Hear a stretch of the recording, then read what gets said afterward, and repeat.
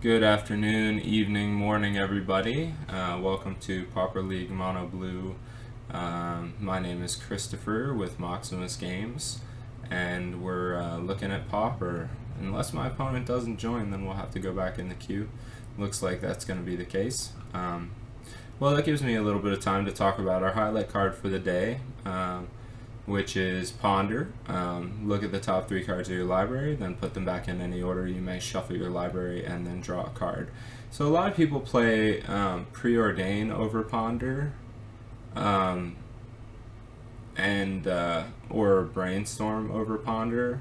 I actually play Ponder and Brainstorm. I don't play Preordain because I feel like 3 cards is better than 2, and you do get to shuffle if you don't get your land that you need. Every once in a while it can backfire if you are, mana screwed or something like that, but generally with this deck you just need 2 lands to function, 3, and you can play everything in your deck. So, it's a great card that that puts in a lot of work. It's great late game if you're looking for a threat. You get to dig deeper to try to find that threat for 1 mana. It's a good early game to sort of set up Delver. It's just sort of a super important card in the format, but also in this deck in particular. So yeah, so that's Ponder. And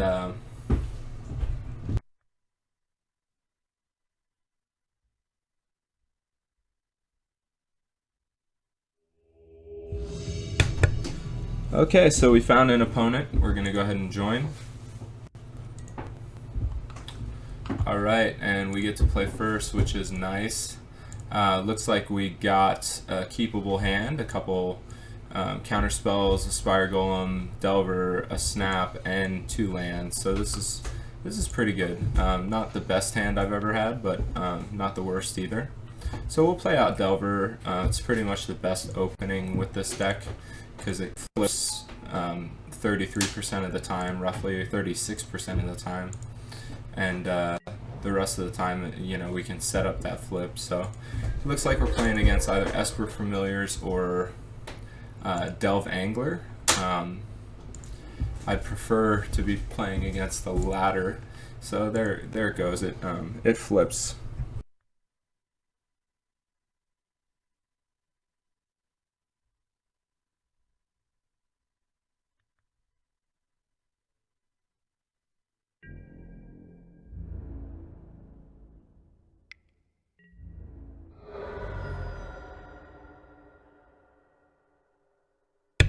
We're going to go to combat and swing hard for 3. We just need to sort of maintain the field, and we've got a competitive advantage at this point. At this point, I think I'm playing against Angler, but I'm not really sure. So I'm going to go to combat, attack. I mean, I can just chip away at him, for a while here. The mistake that most people make is they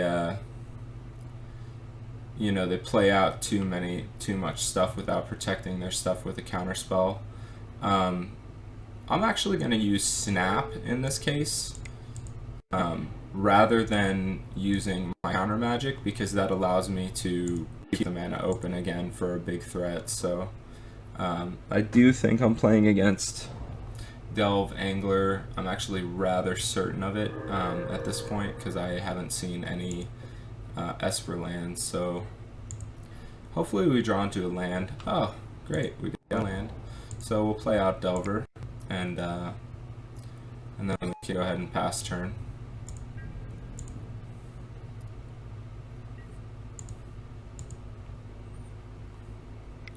I mean, he definitely smells the counter magic. I'm gonna again use Snap for the utility of being able to untap 2 lands and have the counter spell available for his big spell. We could be playing against Mystical Teachings. Some of those lists are on Echoing Decay. Compulsive Research is a card from Mystical Teachings, so I thought it was Delve Angler. Now I'm pretty sure it's Mystical Teachings because of the Echoing Decay and the Compulsive Research. Compulsive Research is not really a card I want to let them have, so I'm going to go ahead and deprive it. And then we'll move to turn 5.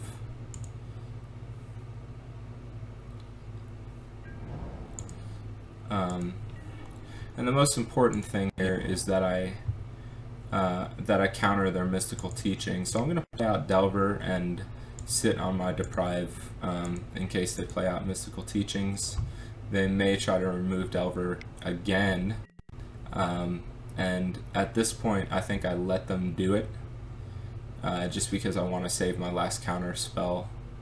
Then again, if I leave Delver,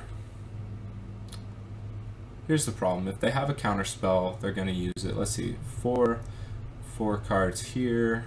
I got a Ponder though. I think I deprive. I think I do deprive this.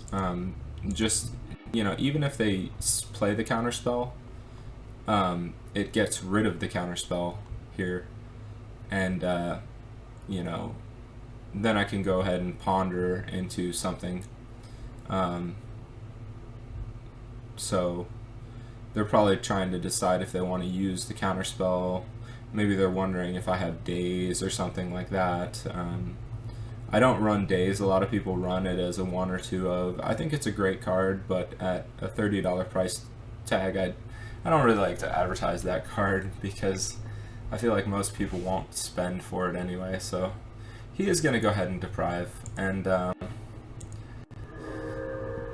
so it's his turn. He's going to play Aqueduct, take back a life gain land. Now I can go ahead and ponder, and we'll go ahead and put Island, Bone Splitter, and not Shuffle.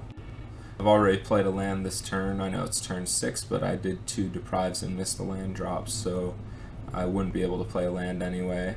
Normally I would drop Bone Splitter here, but I think I'm going to hold on to it for the Spell Stutter Sprite in case he does a 1-drop like a Ponder or a Preordain or something like that. So he's going to play Deep Analysis. That's fine. At the end of his turn, I'm going to go ahead and bring in Spell Stutter Sprite. And mostly the reason for this is because of Ninja. It'll allow me to go in with Spell Stutter and bring in Ninja like I'm doing, and I'll still have Spell Stutter Sprite available for the counter magic, and I draw a card, so it's just really good.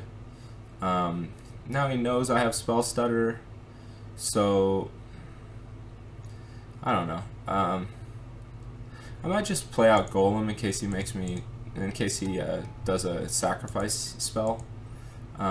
This will only counter a 1-drop at this point, so holding it back isn't too good. So he's going to Agony Ward my Ninja. Bye, Ninja. But he did his job. He drew me a card. So he's using severe card advantage here against me. It's an incredibly hard, resilient deck, Mystical Teachings. So we've got Spell Stutter Sprite. I'm going to go ahead and drop Bone Splitter. And then at end of his turn, or when he plays a 2-drop, I'll go ahead and I will bring in both Spell Stutter Sprites to counter his 2-drop, and he might counter one of them, but hopefully he doesn't. Deep Analysis is good. It's going to resolve, so I'm going to let it.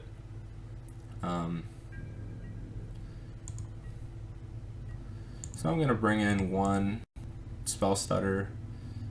He may counter it.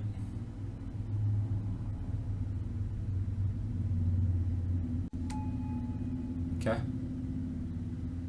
Now I think at this point, now I go ahead and bring in the other Spell Stutter. I'm actually glad at how that played out, because I got the counter bonus and both my Spell Stutters out. I'm going to equip Bone Splitter. It'll just help me get there if I'm able to. He's got a lot of card advantage, so I'm kind of scared. I think he could win this match, or this game rather. Maybe the match as well, but certainly the game if he has an Echoing Decay or something. So the reason I'm holding this island is to make him hesitant to play out a big spell, like a Mole Drifter or something that could lock me down. So there's Stormbound Geist. I'm gonna go to combat.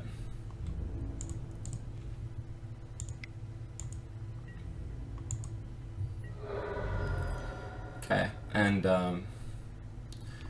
I think I just play out the Stormbound Geist because, you know, he might counter it or whatever, but if it resolves, it's a threat. So now he's probably on to me that I don't have the counter spell. And there goes the Mystical Teachings. He's probably going to search for an Echoing Decay and wreck my field right now. Oh, he got another Mystical Teachings. He's far more disciplined than me. I would have Spell Stutter Sprited and destroyed the Spell Stutter Sprite with this card right here if he has the second one in his deck. Looks like he's going to gain a little life. A Ninja would be great here if I could draw one. Wow. That's just awesome. So I'll go to combat.